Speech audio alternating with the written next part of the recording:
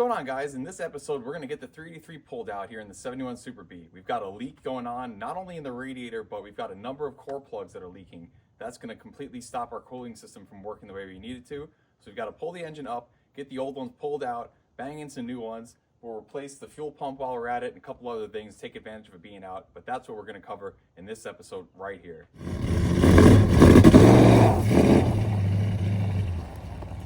To get the car spun around because there's not enough room in front of the car once I get my cherry picker over here to get the rear wheels of the crane actually sitting on level ground. As you can see, my driveway slants down and heads towards this drainage area here, and we don't want to put the weight of the engine on the crane, and then once that engine is up in the air, it's just going to start to roll away. So we need to flip the car around and get the nose in the garage so we have a nice place to work, level and safe. Try not to wake sleeping baby. Don't you love when things just barely fit? Look at that. Beauty.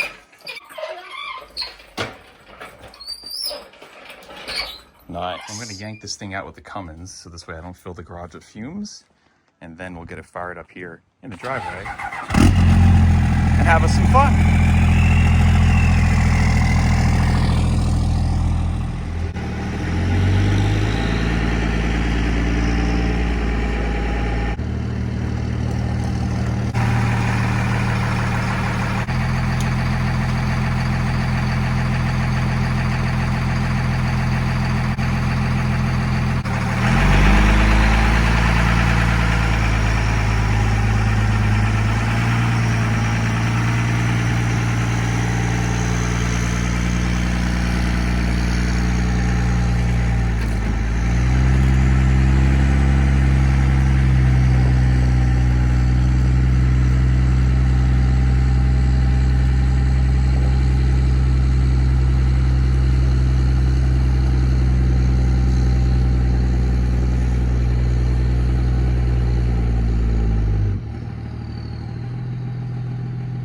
Okay, fellas, she's out.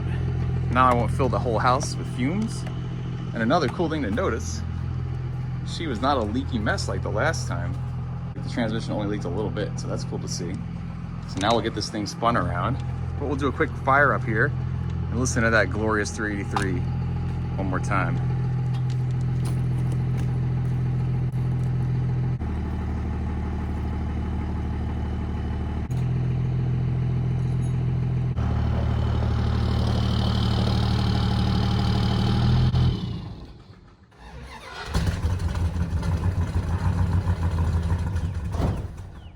Have to put the foot on the pedal. That's so cool. This car rocks.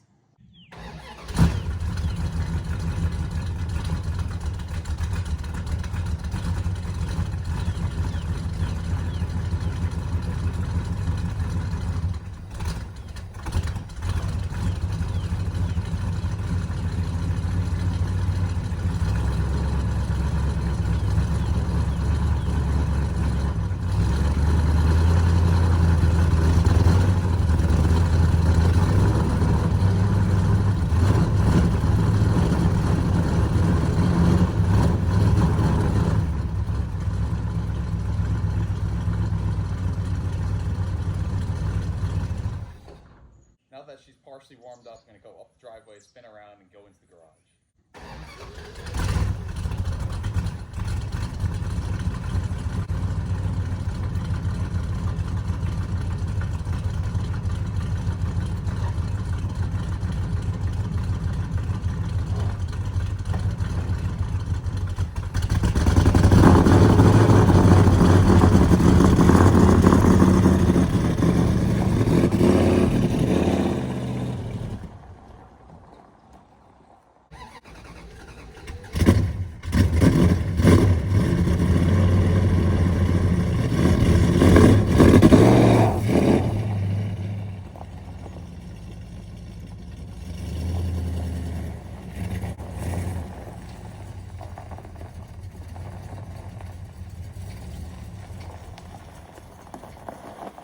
Also not sure if we really took the time to appreciate last episode, the red showing through from the paint job we did on those drums and how cool that looks. I love it. I don't really know or care if anyone else does, but I sure do. That's cool as hell.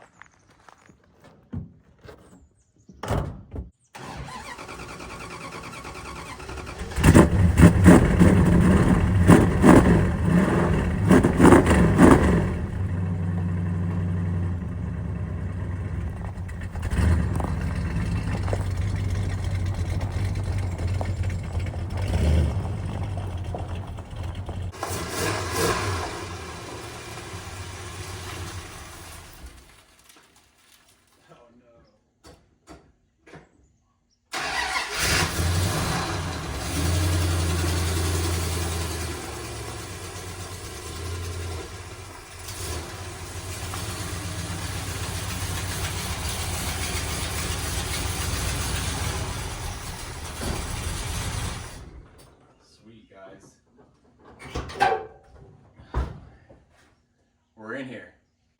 Now I can just get out. Cool deal. Now we've got the space appropriate to get the cherry picker underneath, pull the motor up, and not have it start rolling off, because these back wheels here, once they would have got all the way to the engine, they would have been somewhere around here on this angle, and they would have rolled downhill, and that would have been no good. And this is some residual water from the last time when we filled the block, still pouring out. But yeah, she's in there, flipped around. Now we can get this hood pulled off. All right, guys, in order to get off this hood is 2 9/16 bolts on each side. And we've got this little hose going here for where the wipers used to go. And then these little hoses from the air grabber right there like that. We've got these rubber lines that went for the vacuum system as part of the Ram Charger air grabber hood. So we'll just have to get that disconnected, and then we're free to lift this thing up and out of the way. Doing this as a DIY job is a big risk, of course. It's a large, heavy piece of steel, and you don't want it to slide into your paint, top of your fender, crack your glass. You can see I put some foam here. I've done this many times in my life. Not saying that it's the right way, but I've done it a lot, and we'll make it work. But those are the ways that I keep it safe. And this is probably the first time this hood's ever been off this car since it was built, so it's kind of a big deal. I'm glad that we're doing this too. It's actually got an alignment issue. This hood doesn't always want to sit the right way when it goes down, so it gives us a chance to play with where the bolts are mounted to it when we get it back on, and actually get this hood to sit properly in the back, because it sits up a little bit high, and I don't like that.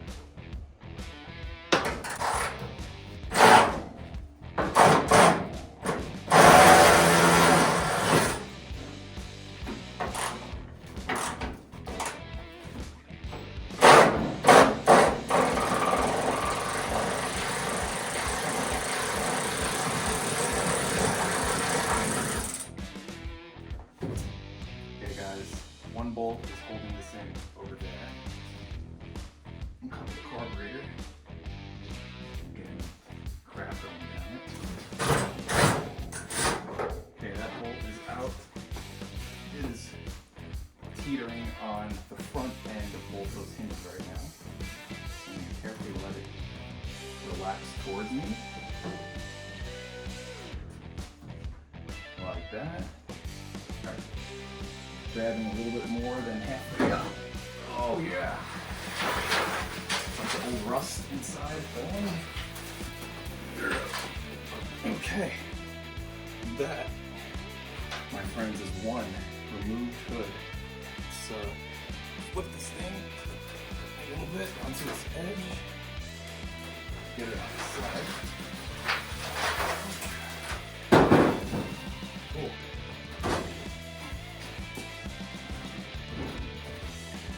Cool deal.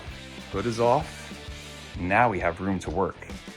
Let's do it. Next step in getting this engine out, I'm just gonna come underneath, get the header collector bolts taken apart, so this way the headers are disconnected from the exhaust.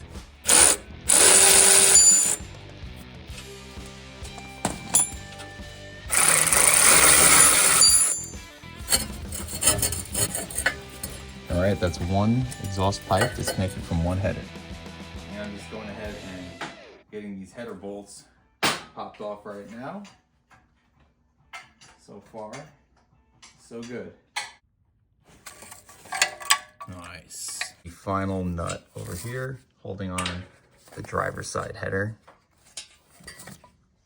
Now this guy is 100% free, and we can wiggle it off as the engine comes up.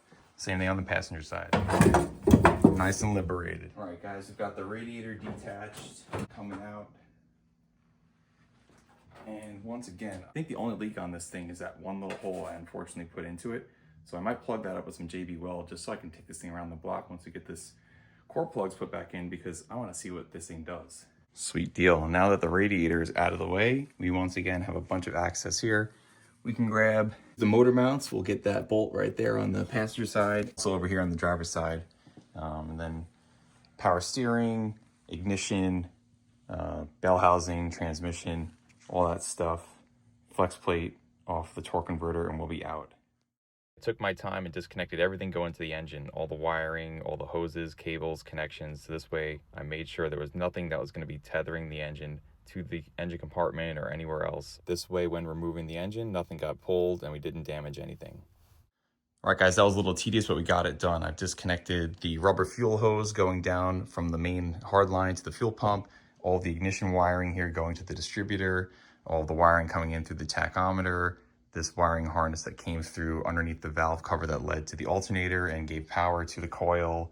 I've got rid of a couple of lines going back to the oil pressure sensor, the heater hose lines disconnected, power steering is disconnected, the throttle linkage and throttle cable and the kickdown bar there going to the transmission for the kickdown is all disconnected. So now I can go underneath, get our motor mount bolts, get the bell housing bolts, get the torque converter disconnected from the flex plate, and this thing is pretty much ready to pop up.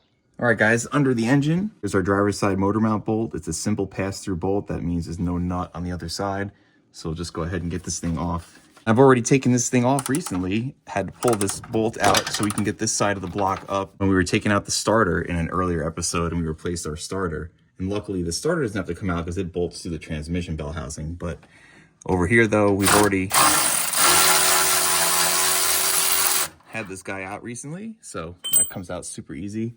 And then our driver's side right here is this one we can actually get to right here on the top side.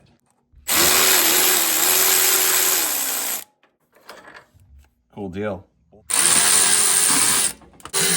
Transmission block off plate coming off.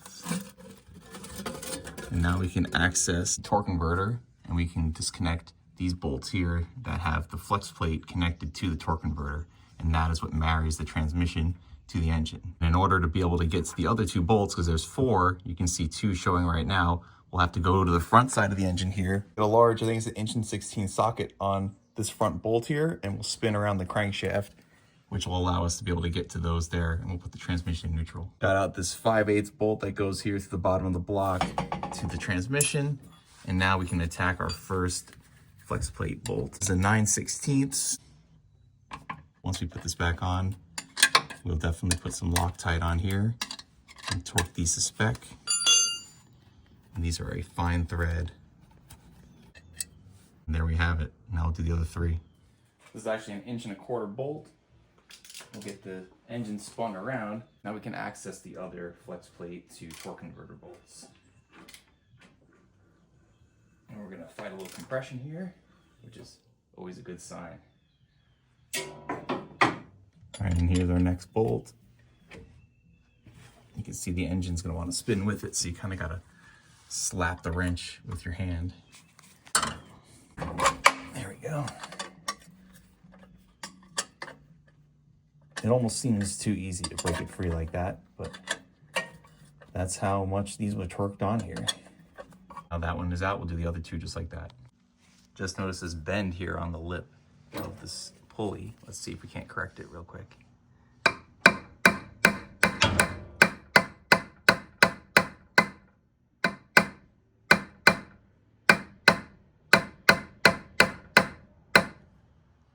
It's like PDR, but for a pulley. I'll take it. Another little trick I developed over the years, I just create some kind of system to mark where the flex plate met the torque converter, because sometimes these are keyed, meaning like 3 out of the 4 fins line up with the holes, and then the 4th one won't line up. We'll make sure it goes back in the same way. We've got an A on the torque converter and an A on the flex plate, so this way I know to line these 2 up the same way, and then the rest will wind up lining in the same orientation. We won't even have to worry about that issue going down the road. And we can spin this guy over one more time to access that final bolts. All from the comfort of the nice cool ground. And there it is. All right, guys, the torque converter bolt is out. Now it is free and independent from the flex plate. We are completely disconnected right here. Cool. And these bell housing bolts we'll be able to access here nice and easily from the top. You can see one of them showing through right here. I think there's 4 or 6 around the way. I've also got a floor jack with a piece of wood underneath the frontmost edge of the bottom of the bell housing portion of the transmission to support that. So this way, once we disconnect the engine, that transmission is going to want to flop down. This mount right here at the back of the tail shaft of the transmission is the only thing to the cross member that'll be holding it in, so it's got to get some front support. Once again, you can see how absolutely critical removing the hood is in this situation. The amount of access you have right here to just be able to get to these bolts. So good. But this is it, guys. Popping off these bell housing bolts, and we will be free to get this thing up. All right, you guys, popping off the carburetor, so this way I can go ahead and get my lift plate right here where the carb would mount to the intake. Final motor mount bolt is coming out of the back of the bell housing.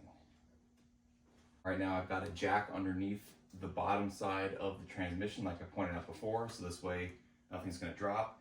The engine's cradled in the bottom of the K-frame right now, so it can't fall down, but it's effectively completely disconnected right now. We can get our lift plate on here and raise this thing up. This was my father-in-law's nifty little lift plate. Get that on there, get it secured.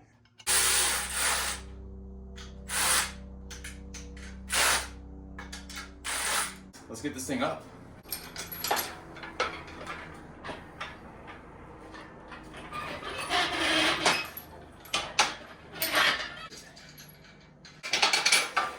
You can go. Half a ton is 1,000 pounds, and this engine, as is right now, probably weighs about 750, so we should be good.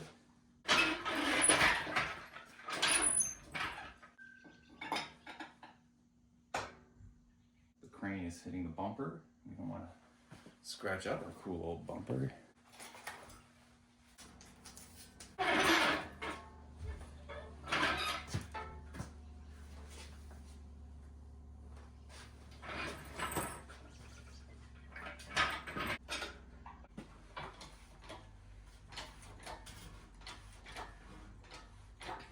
Okay, we are lifting up the car. Why are we lifting up the car? So after fighting with it for a minute and then taking the starter off too, because I was thinking maybe that was hanging it up at the bottom ear of the back of the block, I remembered the dowel pins. There are 2 dowel pins, one on each side that goes from the bell housing over to the block, and that's why they're still coming up together. So I'm like, I got all these bolts out. What is going on here? Those dowel pins. So I might be able to get the engine up, but the problem is it has to go straight up to get cleared of the motor mounts, but going straight up is still going to keep the dowel pins connected. If I have to get the transmission taken away from it, that's going to be a little bit more work, but that may be what I have to do. Might be able to get it up and pop it out. Now you can see the transmission is coming up with the engine. So if we can get the engine up a little bit higher, we clear the motor mounts.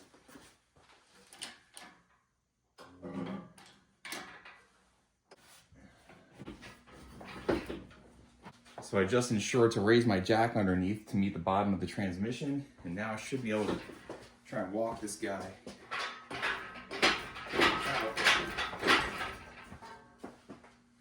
out of the transmission. You can see we've separated from that dowel over here on the passenger side, and now we got to get the driver's side to disconnect, and she'll be free.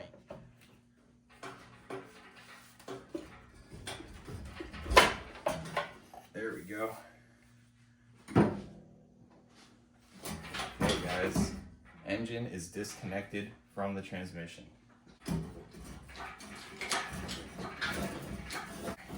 Let's go over here.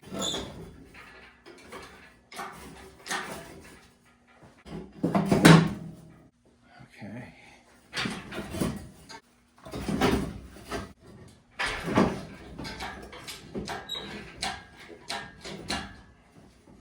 Got nothing extra hanging onto the block that we forgot about. Pretty cool, guys. Get this big old 750-pound beast out of here. And we've got a lot of things ahead now. You get these core plugs replaced, change the transmission pan gasket, the filter on the transmission, fuel pump, probably the alternator needs to go, maybe our water pump, at least the thermostat housing, thermostat gasket. Just give it a go once over, but I'm not going to go so crazy as to paint everything and make it perfect. I just want to get this car on the road, guys. I want to drive this thing. A lot of people are maybe upset about that or don't want to see it done like that, but guess what? This car 3 months ago was sitting in the same driveway it sat for 34 years. And don't get me wrong, Bernie, Bill, Kim, the whole family, they did a great job in caring for this car and keeping it covered, keeping it under carport, but still, it was sitting there. This thing hadn't moved in 34 years. It may have never moved again. Somebody else could have bought this car and easily parted this thing out, done whatever with it. I've got this car here in my garage. I broke free this engine that hadn't spun in 34 years. It now runs, it idles, it moves under its own power. This car is basically a driver. The only reason I'm doing this right now is because these core plugs are leaking, but this car is going to be driver quality and it's back on the road. And that's the most important thing. It's driven. That's what it was meant to do. It's going to be enjoyed. Instead of just being here, I could spend months doing body work and paint on this car. And honestly, with where my life's at right now, that could take me years. Why would I want to wait years to enjoy this car? It's so cool the way it is, the amount of patina on it, the wear. I think it's awesome. So that's what's going on here. And if you don't like that, that's a good thing. That means you know what you want in life now. That's what you want for your car. This is my car here. This is how we're handling it. All right, guys, that was a hell of a job already getting this thing up, but we're not done yet. Now the fun really, watch out. Now the fun really begins. We're gonna go ahead and get these core plugs replaced. You could see where I had done this one the other week. This one over here, I think is still holding water. That one is definitely looking really good right there behind the motor mount. Over here on the driver's side, we got our problem children. This guy right here definitely looks like it's seen better days. This one we know for sure has been leaking. You can see all the rust and all the deterioration going on the side of the block. And I think the one right here, oh yeah. And then this guy, you can see how wet it is behind this motor mount. So I'll have to pop off the motor mount, get all three of these ones replaced. And then, I don't know if I'm gonna do this side or not. These ones all seemed okay. We'll see what we think about it over here. Maybe just to irritate you guys, I'll leave these ones. We'll see what I'll do. And just to emphasize here, you can see the jack that's holding up the bottom of the transmission. If it wasn't there, she'd want to go right to the ground. So this is what's holding her right now up in place, and we will keep it there until we go ahead and get this thing put back together. Someone's definitely been in here before. You could see the Dorman plug here on the back side for the cam. And just like Bill and Bernie said, they had this thing rebuilt sometime. Certainly looks to me that someone's been in there. Rear main does not seem to be leaking. I know a bunch of you are gonna complain and say, why would you do it if you're not here right now? But I'm not trying to do any more work than I really have to right now. I'm just trying to get this thing sealed up so I can drive the car. So it looks pretty good to me. Over here on the passenger side of the block, you can see part of the VIN. VIN matches this block to the car, the 1A105301. You can also see casting information. This thing was cast during D for day at looks like 11 o'clock. And it's a 2468130. Cast in, looks like November 1970, 1170. Yep, 2468130. And our VIN right there at 1A105301. The complete original engine to this car. So cool. These are probably the original motor mounts. They say made in Canada on them. I don't know if you guys can see that. They still look pretty pliable. So I know people are complaining maybe if I don't change those. I'm not. They seem okay. I'm gonna leave them. The oil pump, it's a pretty simple mechanism. It's got a shaft with a gear that mesh together. Get an aftermarket gauge on this thing and get oil pressure. If we wind up seeing that this thing has terrible oil pressure, certainly we can pop this oil pump out, but that'll be even easy to do. Once it's back in the car, we can always just pop the radiator out and get to this thing. So I'm not worried about that right now. All we're gonna handle is the core plugs and then getting our thermostat housing gasket, thermostat fuel pump, things that we know we need. I'm also noticing here I've got one exhaust valve where it looks like we've got some oil coming through the valve stem.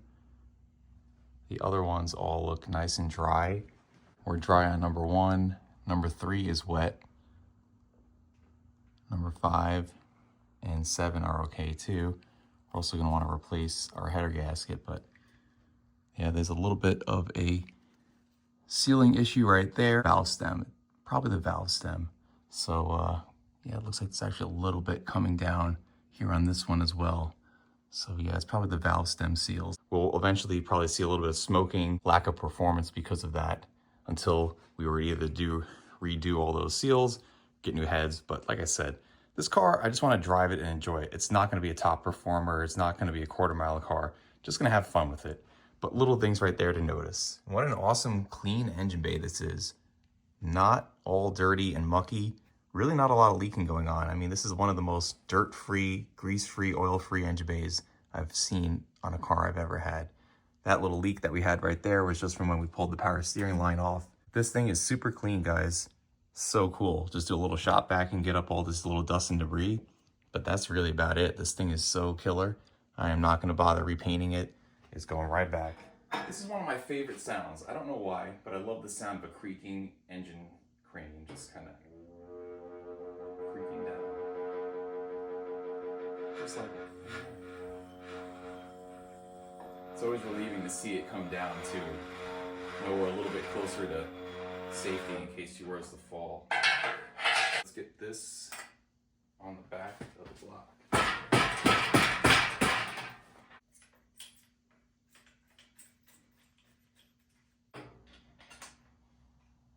Fun fact, the first engine I ever pulled was on a 1971 Dodge Charger, my first Mopar, which I had bought back in 2015, I think. So yeah, 10 years ago, I pulled my first ever engine, and this is my second ever. No, just kidding. I probably pulled like 10 since then. Not an insane amount, but still got a couple more under my belt since that first pull, and gotta say, this did go a lot more smooth than the first time around. It's kind of nice to see as time progresses and you gain more experience in life and things you work on, your abilities to do things get a little bit faster and more proficient and easier. But there's still always little hiccups and learning curves along the way. All right, so now we slide the back of that engine stand on here. Pop in a little dowel, and we can put this thing on the ground. Here we go.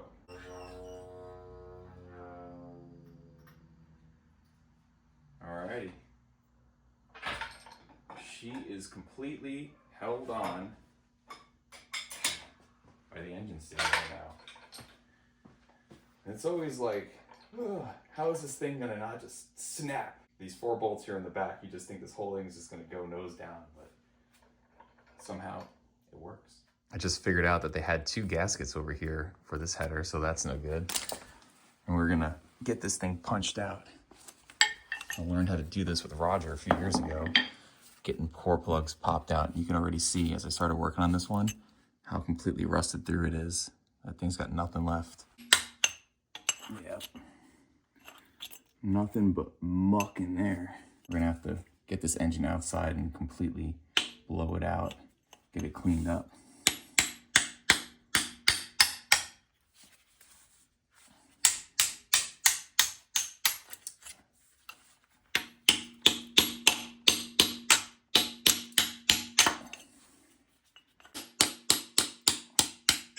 Drive that sucker out of there. Hell yeah.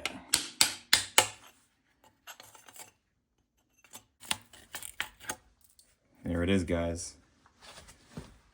That is one nasty old core plug. You are going away, my friend. So long. We don't need you no more. We'll pull this block outside and flush it out. Get all that old, grimy, rusty gunk out of there.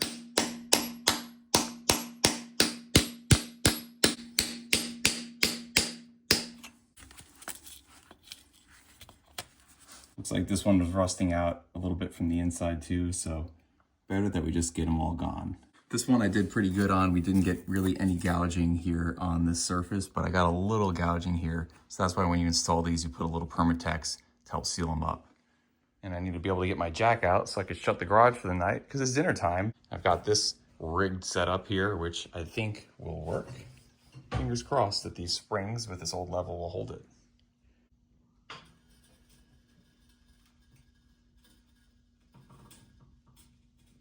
Cool. Did a little wire brush cleanup and some vacuuming around the manifold. It's definitely not 100%, but it's a little bit cleaner and that looks nicer.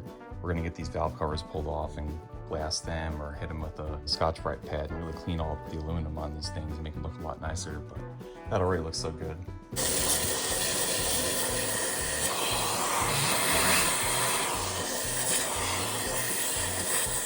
Popping off this motor mount so we can access that core plug.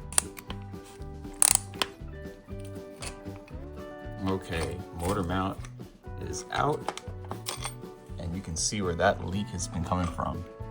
Nice. Time to go.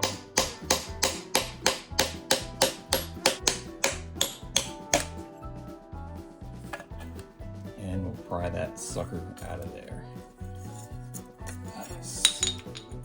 So long. Good riddance.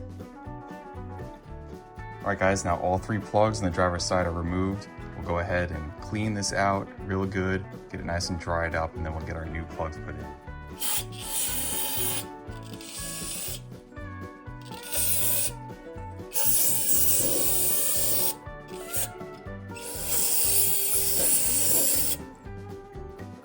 Okay, that is pretty well sprayed out, and once we get this put back together, we'll flush this whole thing out with the hose too. But that's pretty good to me right there.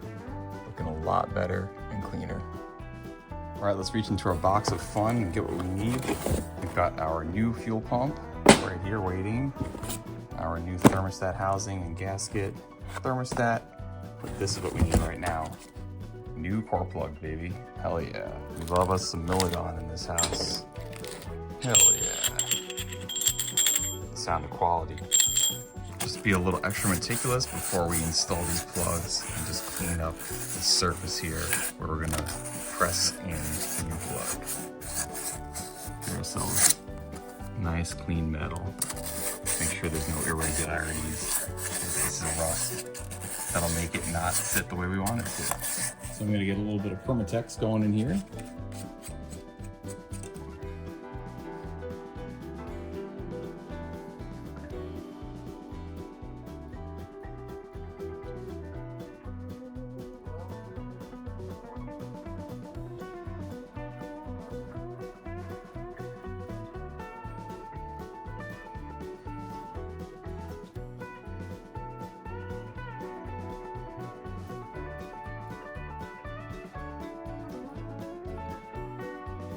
Nice and juiced up, ready for install. Made in the USA, baby.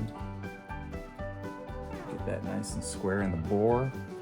USA showing proud on the bottom. We're gonna punch this bad boy in. I need a slightly bigger socket. 1 1/8" socket is the perfect fit, right inside there. And we're gonna drive these bad boys in carefully to get them in nice and square.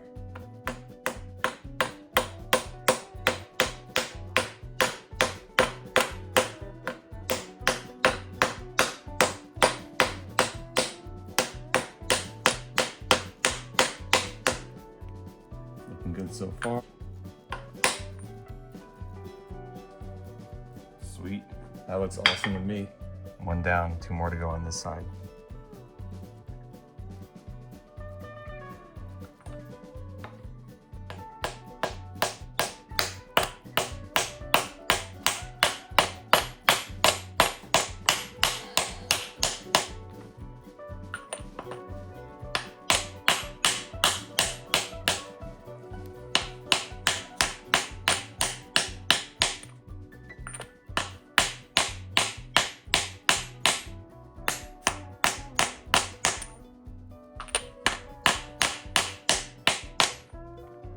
Sweet. Number 2 is in, and number 3.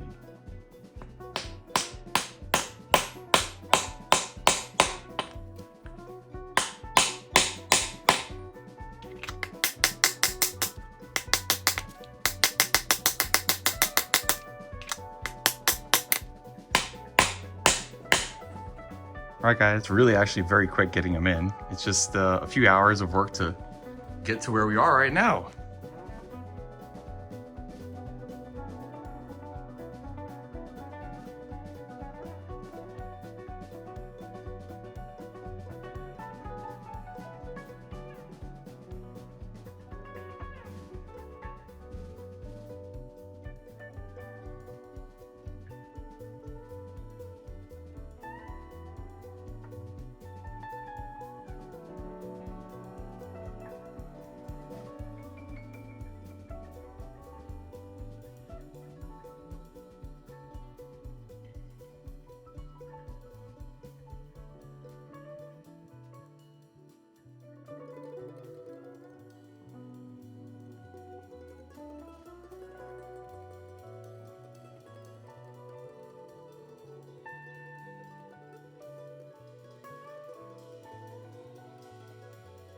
Can I be so bold as to try and get this thing back in the car tonight?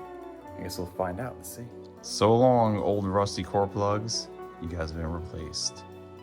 As I'm putting the motor mount back on, the dipstick tube popped out, and I took a second to actually take advantage of that and clean up with a little bit of sandpaper the bottom of the dipstick, because it was kind of covered in all this old rusty stuff and you couldn't really read a good clear reading. But now I can actually see the color of the oil on here, whether it's clear golden oil or old dark chocolatey stuff. So that's a whole lot better. It was like that, and now we're looking like this. It's all about the little details, guys. I just drove this in with the hammer because you got to make sure you get a nice press fit on that. So now this thing is back in, sealed up, and we can get the motor mount bolt passed through right there. Voila.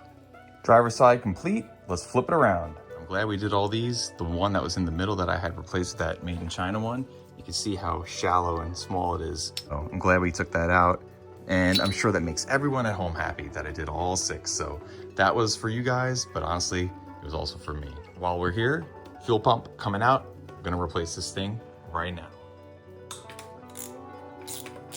That wasn't in there all too tight.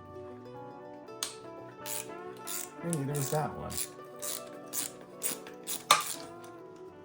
Okay, guys, cut this old fuel hose for now. Old filter. We'll get all that line replaced.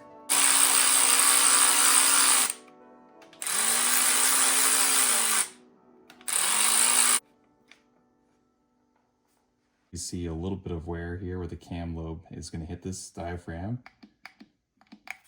And let's see if we can even... Oh no. I can't even make that move if I wanted to. So it is a good thing we are replacing that. Yeah, it's not even actuating the diaphragm at all. There's a Carter M3672. M3672. Looks pretty nice. It even comes with gaskets. And there you can see it is a direct replacement right there. That looks pretty damn nice. So what I'm doing is just replacing. So I just replaced that little rod back up. It fell down.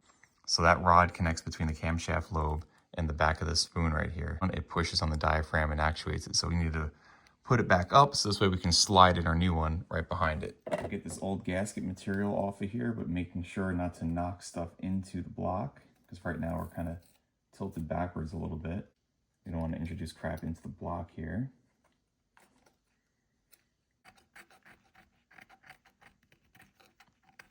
Nice, hit that with some carb cleaner and we can get some RTV on there and the gasket cleaned off. Now I'll go ahead and get our gasket kind of sitting right there. Got a little bit of Permatex Ultra Black going, and I'll get a little bit on the other side. This kind of helps tack it and also hold it in place.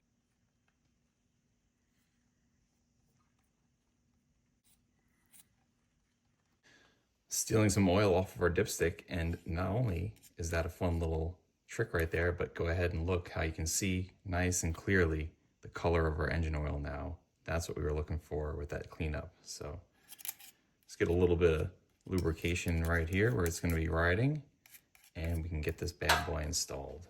And as I'm inserting this, I'm trying to get this little lever underneath that rod. We're going to shoot in and down just like that, and then it's always going to line up a little bit low because that rod is not holding it. You have to push up against it and then get that bolt going. And don't do one bolt and then the other one after. You don't want to make it tighten in crooked like this. You want to do a little bit of pressure on one side, a little bit on the other side. Try and evenly distribute the torquing. You see like that, it just started to get a little bit of pressure. Come back over here.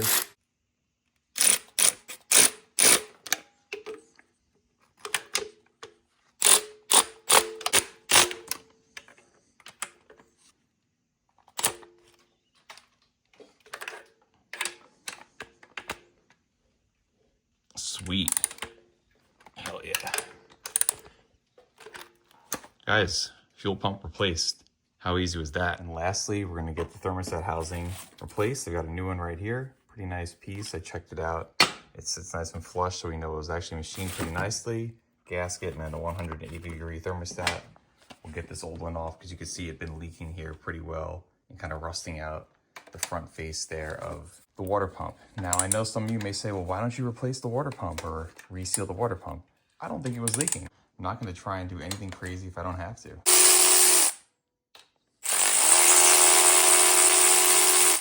Certainly could have did this with it back in the car, but it's very easy to do right here. And there you can see the old thermostat. Yeah, it looks pretty screwed up. Don't think that was performing.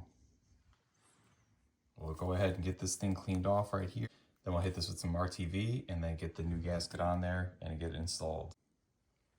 I'm still seeing blades on the impeller, so it's definitely going to be moving water in there as I tactically rotate this with my knee for you guys. Well, I found a water pump housing gasket, so why the hell not?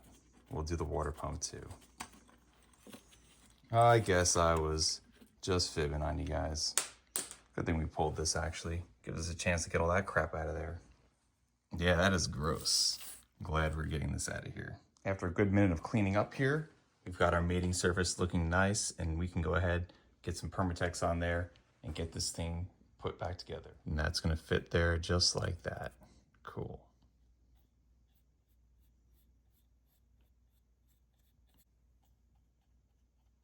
This is the high-tack gasket sealant. And right there you see 500 degrees. It's also 2 a.m. on a Sunday night, but I really don't care. I'm having a good old time out here, playing with Mopars, doing cool stuff, and you guys are hanging out with me for it all. Up top, and just like that, back on there.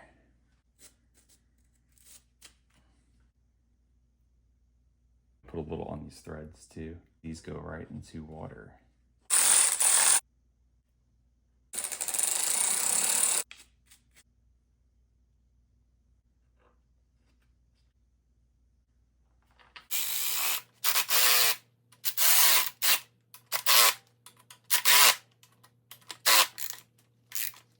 Yeah, some nice even torquing down on all these bolts.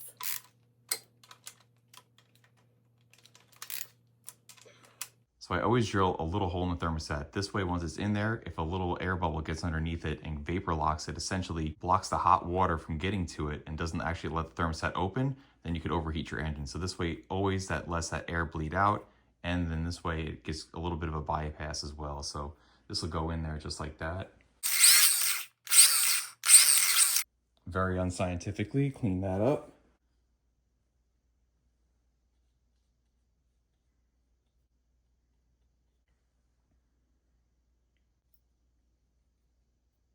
That goes in with the spring going down, just like that, popping out.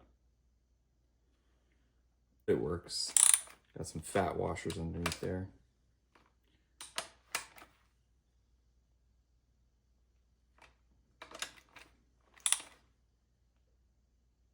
Cool deal. So that pretty much seals it up for right now. Hopefully there are no leaks on everything that we just did. We've got those 6 core plugs replaced.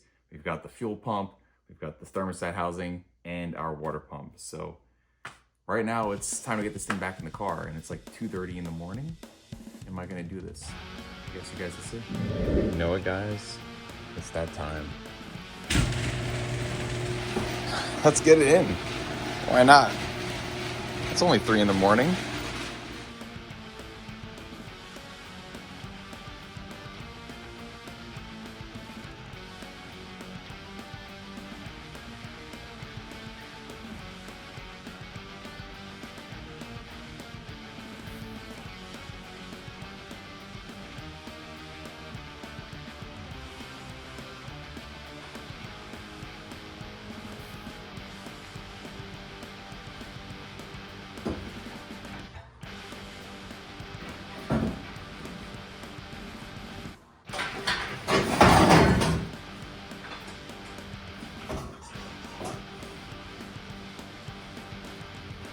All right, I've finagled it this far. We've got the motor mounts floating right above where they need to go. Pretty close to getting that dowel here into the bell housing. Just got to do a little bit more maneuvering here, and I think we'll have it.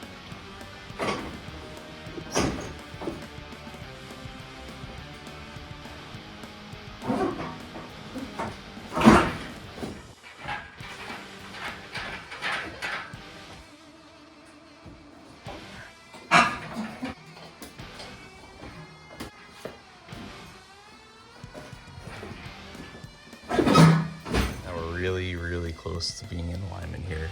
You can see that dowel going into the transmission. Just need to finagle it just a little more. Just get that motor mount bolt over there and we'll have it.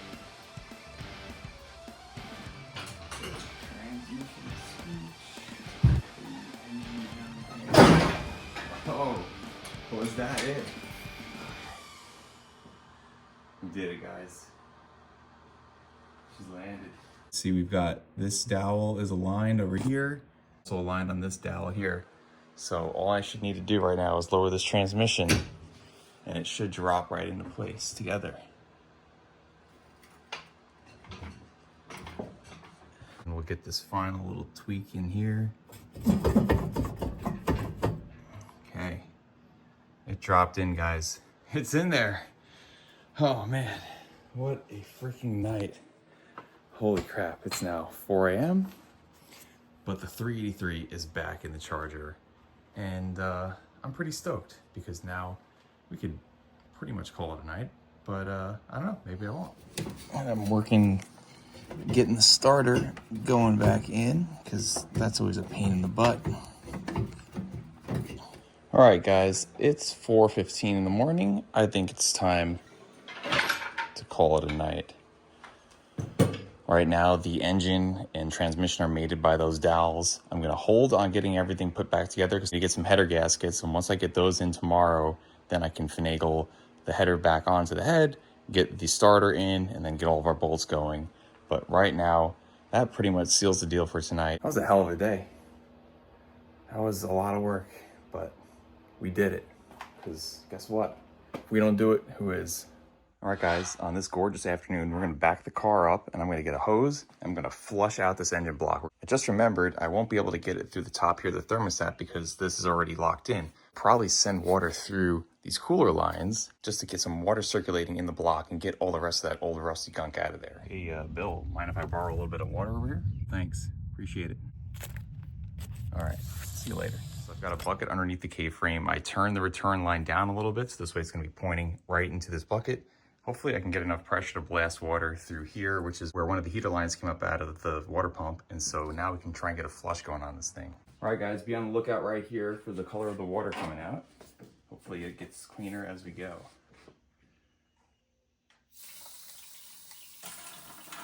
Oh man, you could already see pretty chocolatey.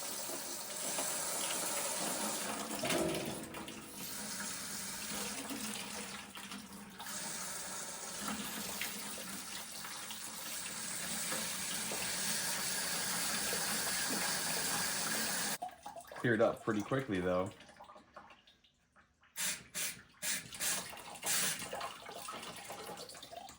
Yeah, that cleared up pretty quickly, but definitely got some chocolatiness out of there.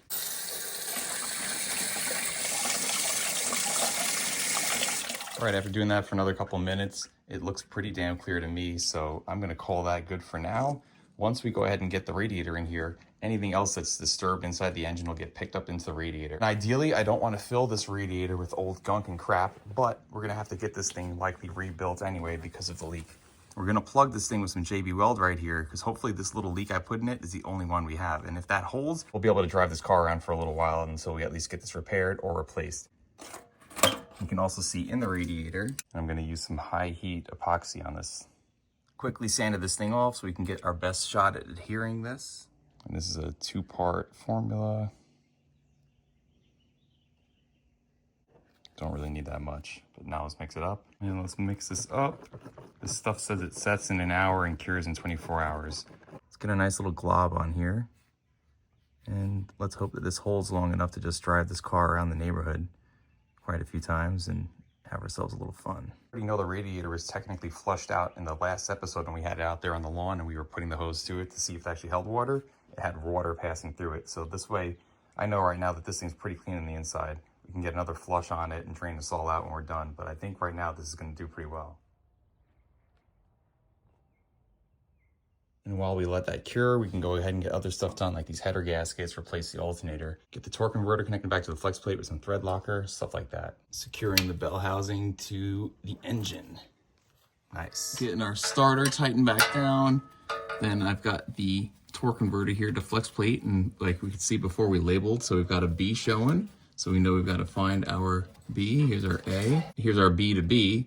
We'll get some red Loctite on these bolts and get this thing secured. Motor mount bolt going back in as well. And this thing is getting all strapped up, ready to roll again, guys. Hell yeah.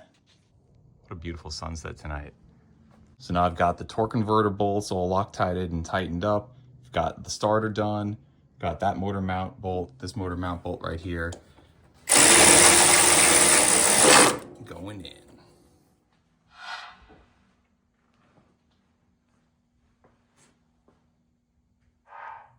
After what feels about 19 hours of tightening down all of the nuts for the headers are on there with the new gaskets and everything, so those should seal up really good. Hopefully we'll have no leaks. Getting off the alternator because we've got a new one to replace this one. All right, so long to you. We'll get a cord charge back for this thing, and here is our new one. Nice. That looks pretty damn good. Just had to clean up these little separated guys and transfer them over, but we are now getting this thing in here. That looks so much better, and it's actually gonna work, which is what matters. Very nice. And I also just realized this engine block to chassis ground is a terrible wire. You can see inside, this is all corroded. So all that corrosion in there is definitely gonna be giving a lot of resistance and hurting the ground as well. So we're gonna get rid of this whole wire.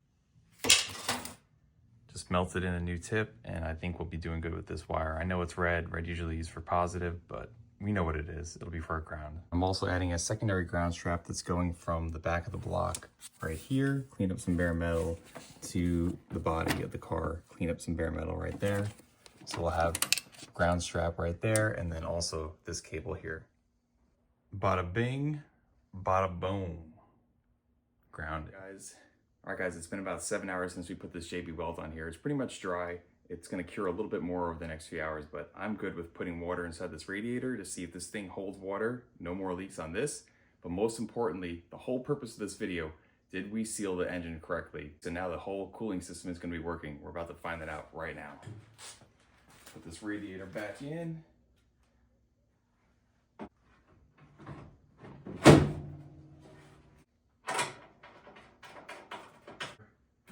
Radiator return hose going on there. Moment of truth, guys. Let's get a hose and see if this thing holds water. Moment of truth here. Let's fill this thing up.